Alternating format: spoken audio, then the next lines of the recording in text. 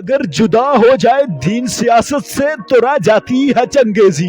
وہ شخص جس نے حضور صلی اللہ علیہ وسلم کے ناموس پر پیرا داری کی اور ختم نبوت کی پاس بانی کی، ٹانگوں سے معذور یہ شخص ہمیشہ ناموس رسالت کی حفاظت کے لیے ٹانگوں والد سے آگے اور پہلے کھڑا رہا۔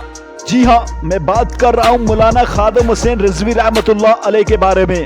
خادم حسین رضوی 22 جون 1966 کو ضلع اٹک کے گاؤں میں پیدا ہوئے۔ آپ کے والد کا نام حاجی لال خان تھا۔ علامہ صاحب نے اپنی ابتدائی تعلیم اپنے گاؤں کے اسکول سے حاصل کی۔ 1974 کو دینی تعلیم کے اصول کے لیے اپنا گھر بار چھوڑا اور عیدگاہ مسجد جہلم میں داخلہ لیا۔ وہاں حافظ غلام حسین آپ کے استاد تھے۔ اس وقت آپ کی عمر 8 سال تھی۔ سال 1978 کو 12 سال کی عمر میں 4 سال کے قلیل عرصے میں قرآن پاک حفظ کر لیا۔ درس نظامی کے کورس کے لیے لاہور مسجد وزیر خان میں قاری منظور حسین کے پاس آ گئے۔ انہوں نے جامعہ لاہور میں داخلہ کروا دیا۔ 1988 کو کورس مکمل ہوا اور دستار فضیلت حاصل کی۔ 5 سال بعد پہلی ملازمت محکمہ اوقاف میں کی۔ داتا دربار کے قریب پیر مکی میں خطیب مقرر ہوئے۔ آپ کی ماہانہ تنخواہ 20,000 تھی۔ محکمہ اوقاف نے آپ کو نوکری سے برطرف کر دیا۔ محکمہ اوقاف سے برطرفی بھی حکومتی سطح پر غلط پالیسیوں کے خلاف تنقید پر ہوئی۔ نوکری سے برطرفی کے باوجود آپ نے پہلی ترجیح ناموس رسالت پر پیرا داری کو ہی دی۔ آپ نے فرائض کی انجام دہی کے دوران یتیم خانہ مسجد میں بھی حکومت وقت پر تنقید جاری رکھی، خاص طور پر اس وقت جب ممتاز قادری کیس میں آپ کا حکومت سے مختلف موقف تھا۔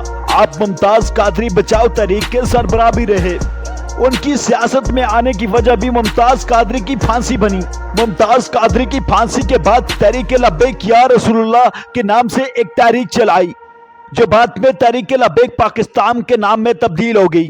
انہوں نے اپنی شعلہ بیانی کی وجہ سے بہت جلد قدامت پسند طبقوں میں جگہ بنا لی۔ 2016 میں ختم نبوت ترمیم کے خلاف ریلی نکالی۔ حکومت کی جانب سے لاٹھی چارج کیا گیا، گرفتار کر کے جیل میں ڈال دیے گئے۔ اس طرح تحریک لبیک پاکستان نے 2017 میں پہلی مرتبہ الیکشن میں حصہ لیا اور 7,000 ووٹ حاصل کیے۔ اس کے بعد یکے بعد دیگرے پشاور اور لودھا کے ضمنی الیکشن میں بھی حصہ لیا اور 10 اور 11,000 ووٹ لیے۔ اسی دوران جب حکومت کی جانب سے ختم نبوت شخص میں الفاظ بدلنے کی کوشش کی گئی تو فیض آباد میں دھرنا دیا۔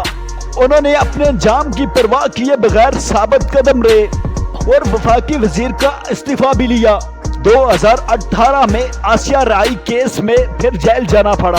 ان کے علاوہ 100 سے زائد لوگ گرفتار ہوئے۔ ان کے ساتھ جیل میں ان کو سردیوں کی سرد راتوں میں ایک کمبل دیا گیا جس کی لمبائی اتنی تھی کہ سر ڈانپو تو پاؤں ننگے اور اگر پاؤں ڈانپو تو سر ننگا ہو جاتا تھا۔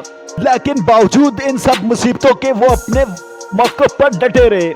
جب کبھی ناموس رسالت اور محمد مصطفیٰ صلی اللہ علیہ وسلم کی آن میں گستاخی کی بات آئی تو وہ ٹانگوں سے معذور شخص ٹانگیں رکھنے والوں سے پہلی صف میں کھڑا نظر آیا اور کفر کے عوانوں کو دبنگ انداز میں للکارتا تھا۔ آپ نے اپنے آخری ایام میں صحت کے خراب ہونے کے باوجود فراز کے گستاخانہ خاکوں کے شائع کرنے پر احتجاج کرنے کے لیے میدان عمل میں نکل آئے اور بدترین آنسو گیس اور شیلنگ کا سامنا کرنا پڑا۔ یہی آنسو گیس ان کی سانس میں دشواری کا باعث بھی بنی۔ ڈرنے کے بعد ان کی طبیعت مزید بگڑنے لگی جو بعد میں جان لیوا ثابت ہوئی۔